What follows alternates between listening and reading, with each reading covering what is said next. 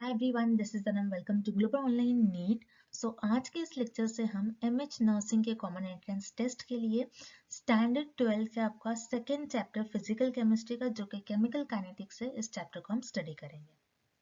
तो जैसे कि यहाँ पर देखिए, केमिकल काइनेटिक्स ये चैप्टर दो वर्ड से मिलकर बना है। काइनेटिक्स का मतलब होता है किसी भी चीज की स्पीड। तो देखिए, केमिकल आ रहा है उसके पहले, यानी कि जो केमिकल रिएक्शंस होते हैं वो कितना टाइम लेता है कंप्लीट होने में, या फिर कोई रिएक्शन हो रही है उसकी कितनी स्पीड से वो रिएक्शन हो रही है, इस तरीके से केमिकल काइनेटिक्स उसको डील करता है। तो इस चैप्टर में आज के इस लेक्चर में हम सबसे पहले देखेंगे reaction order, first order reaction, zero order reaction, second order reaction क्या होती है, देन रेट कांस्टेंट जैसे कि first second zero order reaction में रेट कांस्टेंट के होता है, उसके यूनिट्स वगैरह क्या होते हैं, then half life, then first second और जीरो ऑर्डर रिएक्शन के लिए हाफ लाइफ पीरियड क्या होता है। ये सारी चीजें आज के इस सेशन में हम डिटेल में स्टडी करेंगे। तो बहुत इंपॉर्टेंट सेशन होने वाला है, एंड तक जरूर देखिए। चैनल पर नए हैं तो चैनल को जरूर सब्सक्राइब कर लीजिए। और चलिए अब हम आज के इस लेक्चर को स्टार्ट करते हैं। देखिए, यहाँ पर फर्स्ट क्वेश्चन है, rate law defined for a zero order reaction where A gives B plus C with rate constant K is।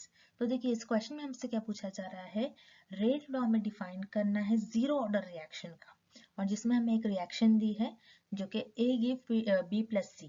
तो इनको देखते हुए हमें रेट लॉ डिफाइन करना है जीरो ऑर्डर रिएक्शन में, जहां पर K जो है रेट कांस्टेंट है। ठीक है, अब देखिए, इसके लिए सबसे पहले हमें जो इक्वेशन दी है A gives B plus C, इसमें हमें सबसे पहले अगर हम रेट लिखे तो rate is equals to zero order reaction के लिए तो होता है rate law, rate is equals to K A not. तो देखिए, यहाँ पर जब भी आप जीरो ऑर्डर रिएक्शन लिखते हैं, रेट लॉ किसी भी ऑर्डर ऑफ रिएक्शन का, फर्स्ट ऑर्डर या फिर सेकेंड ऑर्डर, या फिर जैसे कि यहाँ पर क्वेश्चन में हमें जीरो ऑर्डर है, तो उसके लिए हम सिर्फ और सिर्फ रिएक्टेंट को कंसिडर करते हैं। तो रिएक्टेंट हमारा लेफ्ट साइड में रिएक्टेंट होता है और राइट साइड में प्रोडक्ट होता है। तो हम सिर्फ और सिर्फ जीरो ऑर्डर रिएक्शन के लिए रिएक्टेंट को कंसिडर करते हैं। ठीक है, तो यहाँ पर रेट लॉ होता है, डेफिनेशन है रेट लॉ की, rate law is equals to K, जो कि हमारा रेट कांस्टेंट है, और जो कि हमारा जैसे मैंने आपको कहा, रेट लॉ जो है रिएक्टेंट पर बेस होता है, इसीलिए कॉन्सेंट्रेशन ऑफ रिएक्टेंट। ठीक है, स्क्वायर ब्रैकेट का मतलब होता है कॉन्सेंट्रेशन, तो कॉन्सेंट्रेशन ऑफ रिएक्टेंट। अब यहाँ पर देखिए, जीरो हमने इसलिए लिखा क्योंकि ये जीरो ऑर्डर रिएक्शन है। तो यहाँ पर रेट क्या होता है, minus D A by D T, के कॉन्सेंट्रेशन कितना चेंज हो रहा है विद रिस्पेक्ट टू टाइम। क्योंकि देखिए, माइनस क्यों आता है यहाँ पर, क्योंकि जो हमारा कॉन्सेंट्रेशन है टाइम के साथ साथ कम होता जाता है रिएक्टेंट, तभी तो हमको प्रोडक्ट मिलता है। ठीक है, इसीलिए यहाँ पर माइनस आ जाता है, is equals to K into anything raise to zero जो होता है उसकी वैल्यू होती है 1। तो सिर्फ यहाँ पर हम इंटू 1 लिखेंगे, मतलब के ही हो गया, के इंटू 1 इज के। तो यहाँ पर minus D A by D T is equals to K, तो ये हो जाएगा हमारा। तो यहाँ पर देखिए, रेट जो है एक तरीके से ये रिएक्शन, हमें क्वेश्चन में सिर्फ इस रिएक्शन की बात करी गई थी, ये बस मैंने आपको एडिशनल इंफॉर्मेशन दी है। तो रेट हो जाएगा हमारा is equals to rate constant. ठीक है, rate constant concentration of reactant. ठीक है, तो ये हो जाएगा हमारा आंसर है फॉर दिस क्वेश्चन, राइट हो जाएगा। Next, rate law defined for the first order reaction where A gives B plus C with rate constant K is। तो देखिए, अभी इस क्वेश्चन में हमें रेट लॉ डिफाइन करना है फर्स्ट ऑर्डर रिएक्शन के लिए। तो उसके लिए हमें जो रिएक्शन यहाँ पर दी गई है वो आप लिख लीजिएगा, A gives B plus C। ठीक है, अब यहाँ पर देखिए, रेट हो जाएगा, rate is equals to K into, जैसे कि हमने कहा कि रेट लॉ जो है किसी भी ऑर्डर ऑफ रिएक्शन का अगर हम देखें तो वो रिएक्टेंट पर बेस्ड होता है, तो कॉन्सेंट्रेशन ऑफ रिएक्टेंट, और क्योंकि ये फर्स्ट ऑर्डर है तो यहाँ पर 1 आ जाएगा। तो इस तरीके से ये इक्वेशन हो गई। तो इसीलिए इस क्वेश्चन का, जैसे कि अगर हम ऑप्शंस में देखें तो ऑप्शन आपका बी करेक्ट हो जाएगा। Next, rate law defined for second order reaction A gives B plus C with rate constant K is। तो देखिए, जैसे कि अभी हमने रेट लॉ डिफाइन करा था, zero order, first order, then now अब हम सेकेंड ऑर्डर रिएक्शन के लिए देखेंगे रेट लॉ किस तरीके से डिफाइन करा जाता है। तो जैसे कि यहाँ पर हमें एक रिएक्शन दी गई है, again A gives B plus C।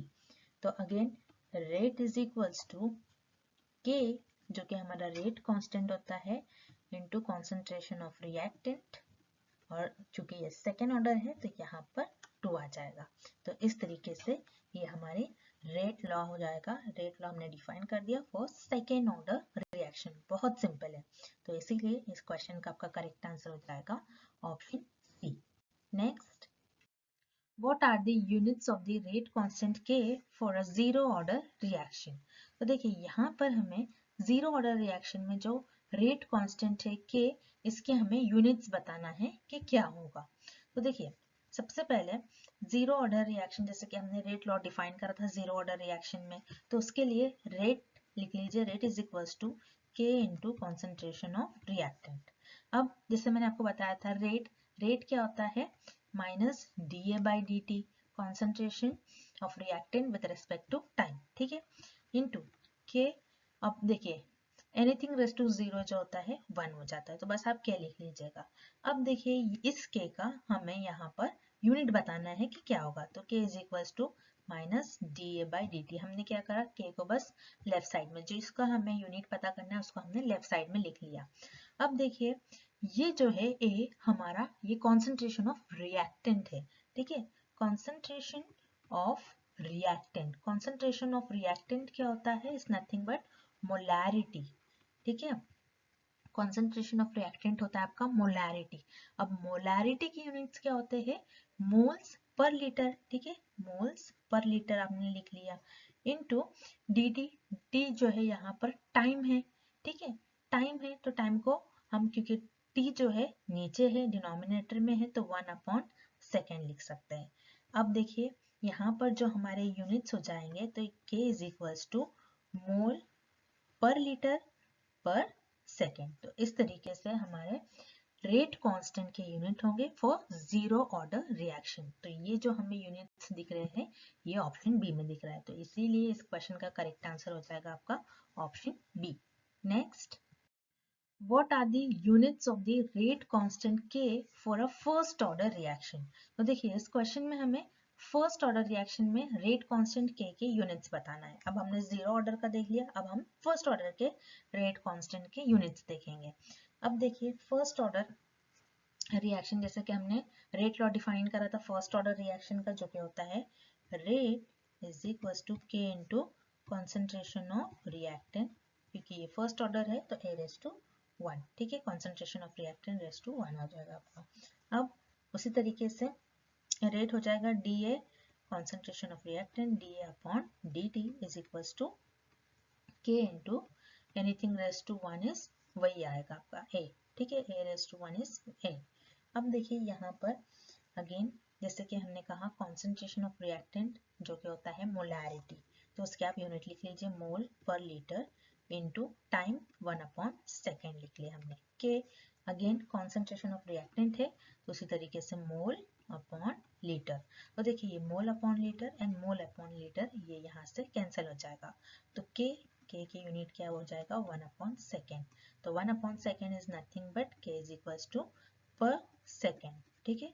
तो यहाँ पर जो फर्स्ट ऑर्डर रिएक्शन में रेट कांस्टेंट के है उसका यूनिट हो जाएगा सेकेंड इनवर्स, तो इसीलिए इस क्वेश्चन का आपका करेक्ट आंसर हो जाएगा option A. Next, what are the units of the rate constant K for second order reaction?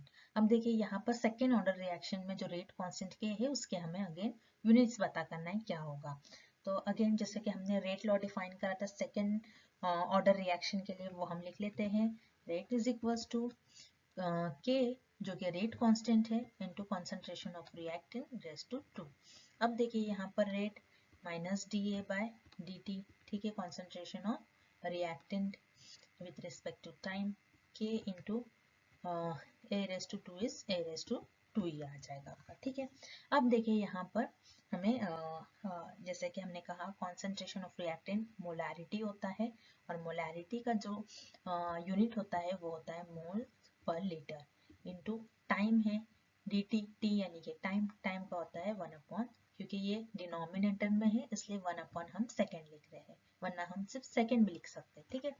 Is equals to K into again concentration of reactant है इसीलिए जो कि मोलैरिटी है और उसके यूनिट होते हैं मोल पर लीटर, ये हमने लिख लिया स्क्वायर। अब देखिए ये यहाँ पर मोल पर लीटर एंड मोल पर लीटर एक कैंसिल हो जाएगा, लेकिन ये स्क्वायर में है यानी कि 2 बार मोल पर लीटर मोल पर लीटर, तो एक हमने कैंसिल करा तो एक बच गया, ठीक है। अब देखिए यहाँ पर 1/2 is equals to K into मोल पर लीटर, ये हमारे पास बचा है। अब हमें के यानी कि रेट कांस्टेंट की यूनिट पता करना है तो उसको हम लेफ्ट साइड में लिख लेते हैं, तो के इज इक्वल्स टू यहाँ पर आपका हो जाएगा litre upon mole into second, ठीक है। बस हमने क्या करा, सेकेंड को इस साइड भेजा और के को हमने इधर ले आए, तो यहाँ पर हमने बस इसको मल्टीप्लाई करा है, ठीक है। अब यहाँ पर के इज इक्वल्स टू हो जाएगा लीटर पर मोल पर सेकेंड, ठीक है। तो यहाँ पर रेट कांस्टेंट के जो यूनिट है सेकेंड ऑर्डर रिएक्शन के लिए कुछ इस तरीके से होगा, लीटर पर मोल पर सेकेंड, तो इसीलिए इस क्वेश्चन का आपका करेक्ट आंसर हो जाएगा option C. Next, which of the following equations represent the integrated rate law for a zero order reaction? तो देखिए इस क्वेश्चन में हमसे पूछा गया है जीरो ऑर्डर रिएक्शन के लिए इंटीग्रेटेड रेट लॉ की हमें इक्वेशन कौन से ऑप्शन में दी गई है।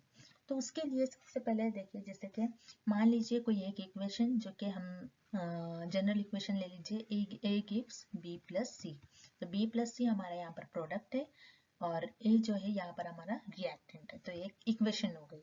अब यहाँ पर अगर हम जीरो ऑर्डर रिएक्शन के लिए रेट लॉ लिखते हैं तो rate is equals to K जो कि रेट कांस्टेंट है इनटू कॉन्सेंट्रेशन ऑफ रिएक्टेंट। अब देखिए यहाँ पर रेट होता है minus D A by D T is equals to K और anything raise to zero is 1 होता है, तो बस 1 लिखने की जरूरत नहीं, आपने के लिख लिया। अब देखिए इंटीग्रेटेड रेट लॉ क्या होता है, जो इक्वेशन है जो हमें यहाँ पर मिला है उसको बस हमें इंटीग्रल करना है, ठीक है। जैसे कि हम मैथ्स में करते हैं जनरली, वही यहाँ पर हमें फॉलो करना है। तो उसके लिए सबसे पहले यहाँ पर डी ए को हम इसी तरीके से लिख लेते हैं, ठीक है। अब यहाँ पर माइनस साइन को हम लेफ्ट साइड में पुट करते हैं, माइनस के इंटू डी टी, ठीक है। यहाँ पर आप डी टी लिख लीजिए।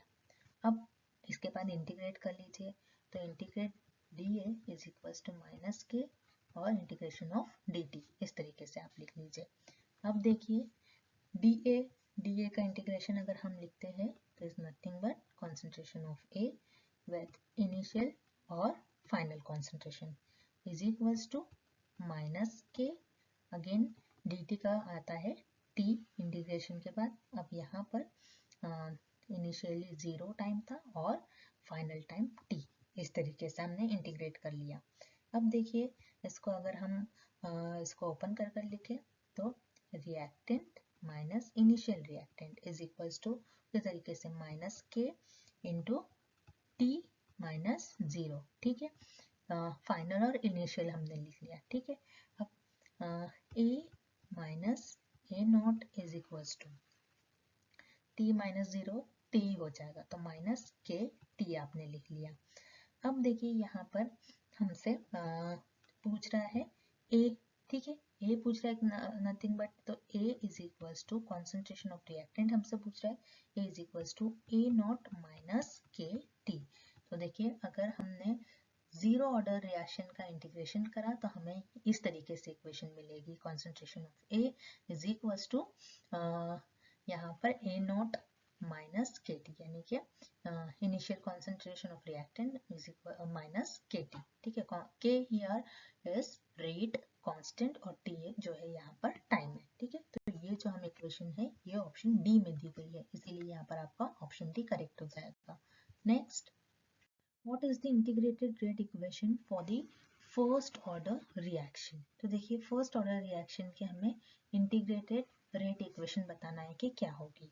तो उसके लिए सबसे पहले जो हमने रेट लॉ डिफाइन करा है फर्स्ट ऑर्डर रिएक्शन के लिए वो लिख लेते हैं, rate is equals to K into concentration of reactant raise to 1, क्योंकि फर्स्ट ऑर्डर है इसलिए 1।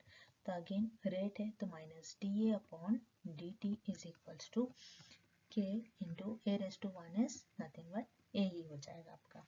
अब देखिए यहाँ पर ए वाले टर्म हम एक साइड लिख लेते हैं, तो आप लिख लीजिएगा minus D A upon A is equals to minus K D T. ठीक है, अब हमें इंटीग्रेटेड रेट इक्वेशन पूछा है, तो आप सारे टर्म्स सेम वाले हमने एक साथ लिख लिए, तो आप डायरेक्ट इंटीग्रेट कर लीजिए। और जो नेगेटिव साइन है यहाँ पर लेफ्ट में, तो हमने राइट में नेगेटिव साइन सेंड कर दिया, तो इसलिए यहाँ पर नेगेटिव साइन आपको नहीं लगाना है। ठीक है, अब इंटीग्रेट कर लीजिए, D A upon A is equals to minus K जो है रेट कांस्टेंट है, इसलिए हम इसको इंटीग्रेट नहीं करेंगे और डी टी को हम इंटीग्रेट कर देंगे। तो देखिए, जब भी डी ए बाय ए जो भी दो टर्म सेम होते हैं तो लॉग आ जाता है, यानी कि ln आ जाता है।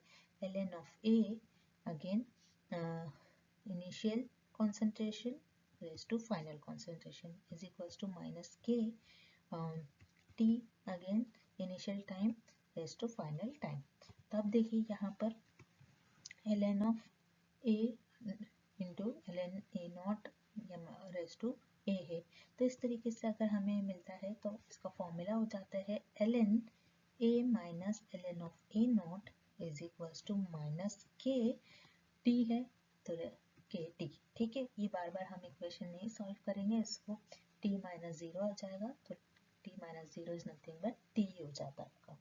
ठीक है, तो यहाँ पर देखिए ln a minus ln of a not, तो ये हो जाता है ln a upon a not is equals to minus के टी।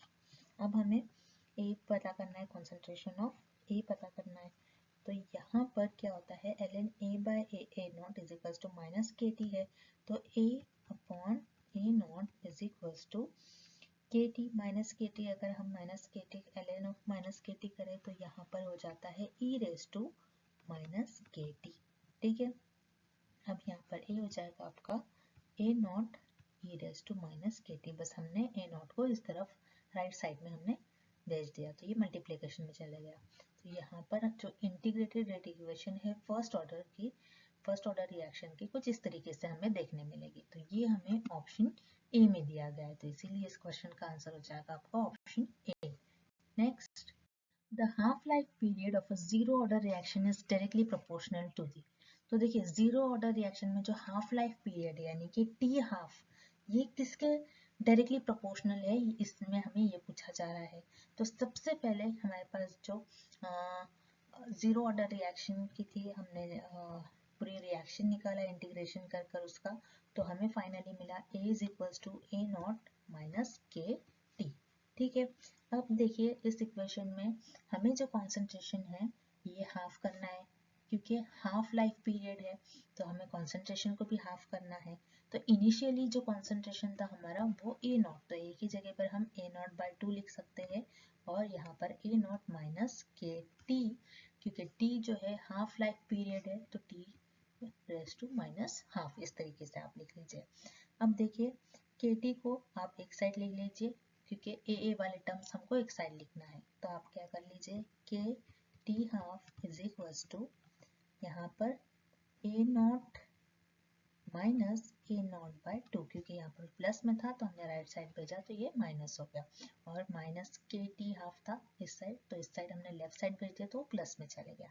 ठीक है, अब इसका एलसीएम ले लीजिए, तो K T half to A not minus A not upon two, तो टू ए नॉट माइनस से हो जाएगा आपका ए नॉट बाय टू के टी हाफ। ठीक है, अब हमें टी हाफ, क्योंकि हाफ लाइफ पीरियड पूछा गया है, तो टी हाफ किस तरीके से हो जाएगा, T half is equals to A not upon two K. ठीक है, के को हमने इस साइड भेज दिया तो ये डिनोमिनेटर में हो गया, तो इस तरीके से ये टी हाफ यानी कि हमारा हाफ लाइफ पीरियड जो है ये ए नॉट अपॉन टू के, यानी कि ये डायरेक्टली प्रोपोर्शनल है इनिशियल कॉन्सेंट्रेशन ऑफ रिएक्टेंट से, और इनवर्सली प्रोपोर्शनल होगा रेट कांस्टेंट से, लेकिन हमें क्वेश्चन में पूछा है डायरेक्टली प्रोपोर्शनल, तो directly proportional half life period zero order reaction किसके प्रोपोर्शनल है, इनिशियल कॉन्सेंट्रेशन ऑफ रिएक्टेंट के, तो इसीलिए इस क्वेश्चन का आपका करेक्ट आंसर हो जाएगा option B. Next, for a first order reaction the half life period is independent of the, देखिए इस क्वेश्चन में हमसे क्या पूछा जा रहा है, फर्स्ट ऑर्डर रिएक्शन में हाफ लाइफ पीरियड जो है ये किसके डिपेंड नहीं होता है, ठीक है, यानी कि इनडिपेंडेंट ऑफ, किस पर डिपेंड नहीं करता है। तो उसके लिए सबसे पहले इस क्वेश्चन को सॉल्व करने के लिए आपको पता होना चाहिए integrated rate law equation for first order reaction. तो उसके लिए जो हमने इक्वेशन देखा है, एक याद कर लीजिएगा आप equation, A is equals to A not E raise to minus के टी। अब देखिए यहाँ पर इसी इक्वेशन का हमें यूज करना है। देखिए ये हाफ लाइफ पीरियड है, तो इनिशियली जो कॉन्सेंट्रेशन है A not by two A not E raise to minus के टी इंटू हाफ, क्योंकि टी रेस टू हाफ क्यों होगा, क्योंकि ये हमें हाफ लाइफ पीरियड के बारे में बोल रहा है। अब अगेन यहाँ पर देखिए ए नॉट और ए नॉट कैंसिल हो जाएगा, तो ये हो जाएगा हाफ ई माइनस के टी हाफ। अब यहाँ पर ई को हम इस साइड लिख लेते हैं, minus sorry 1 by E minus के T half is equals to 2। ठीक है, 2 को हमने इस साइड लिख लिया और ई को हमने इस साइड कर लिया, यानी कि बस क्रॉस मल्टीप्लाई कर लिया। अब देखिए 1 बाय ई है, ई रेस टू माइनस है, तो 1 by e raise to minus अगर हम इसको न्यूमरेटर में कर देंगे तो ई रेस टू के टी हाफ हो जाएगा, क्योंकि माइनस साइन चले जाएगी, क्योंकि हमने डिनोमिनेटर से न्यूमरेटर में करा, इज इक्वल्स टू 2।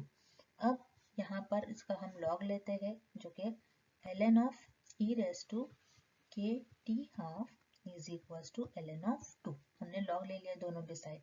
अब देखिए ln ऑफ ई हो जाएगा आपका k T half is equals to ln of 2।